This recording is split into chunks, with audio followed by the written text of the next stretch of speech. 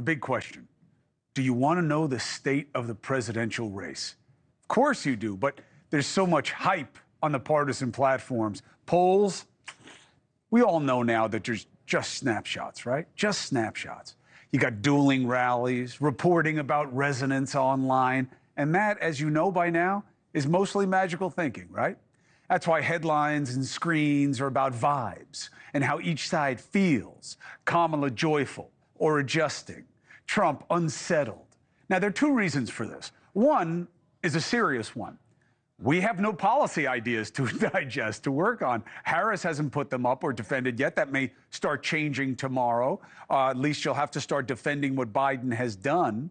And Trump just says, the other side has horrible policies, I have great ones. Both sides are all about how the other is a worse person and a more frightening proposition is a danger.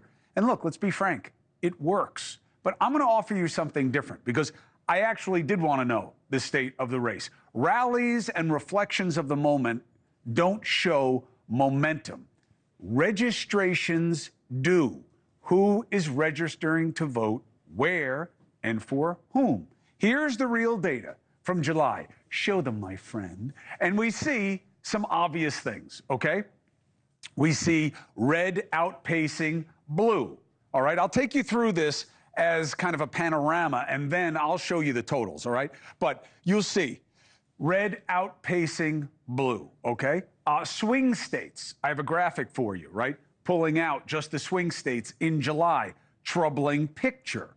This was even more alarming in July for the House seats, which is why Democrats pushed Biden to exit. Now, at this point, as critical thinkers, you're saying, wait a minute, you just said July, here are the totals. Yeah, look at the Republicans. Holy cow, 252 to 19. Yeah, but this was in July. Harris wasn't even in yet. This doesn't matter. Yes and no.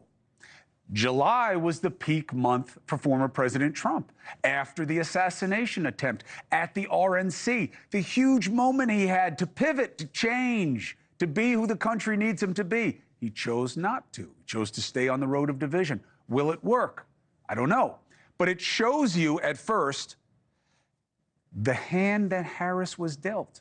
This is how she entered. And we do have data since she entered. In two states that I think are really interesting, Pennsylvania, swing state, you got to know that, and North Carolina, because it's a can't-win state for the Democrats, or so we believe. Now, when you look at those two states, since Harris got in, voter registrations, you see a shift. You see a shift. Let's show that to them, huh? Come on down here. Watch me strutting my tight pants, because I'm getting heavy, baby. Now, so is the situation. We see that there is a shift. There is a legitimacy to understanding that Harris has made a positive difference. How do we know? We know because of this. Here's where it is, the week of Biden's dropout. You see the registration swing in these two states. And remember, can't win in North Carolina is the presumption. Can't win. And yet you see a bump. So what does that show? So there are a couple of things going on. One, you got to give respect to the Republicans because they've been working their ground game, and that's what drives registrations, okay? You got to motivate people to get out and register. Even more so, you have to redouble, triple your efforts to get them to vote. Way easier to get them to register than to vote. Now, here's the part that I care about the most. Let's walk again, because I know how you love to work that steady cam. Look at him, he's nervous with the little baby steps moving backwards. All right, now here's the one metric that people aren't talking about that's really the only one that matters to me. In fact, I'll make you a bet. If you can find me a major media outlet that is focused on what I'm about to in this data, because we all have it, I'll send you this mug, okay? I want to focus on the gray.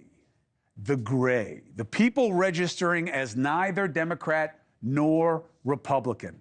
Now, first of all, in July, the gray outpaced either other one in a lot of major areas. The gray outpaces. Now, why don't they focus on it the way we are now? Because most outlets are about the party game, and here we expose it, not play it. This shift makes sense to me, even in 1 month. Why? Because we already know the fastest growing of our voter base is non-left or right, but people like you in search of reasonable. We are already a plurality, over 40%. Now, 40% is not a majority, but we could be on the way there. It's the fastest growing part. At least that's my hope. Since November 2020, guess what percentage of new voter registrations are independent or not Republican or Democrat, right? Because you could be Green Party, you could be Working Families Party, you could be different things, but you're not Republican or Democrat. It's an affirmative move away from those two parties. Guess what percentage since 2020, November, which is, of course, when we had the last presidential election?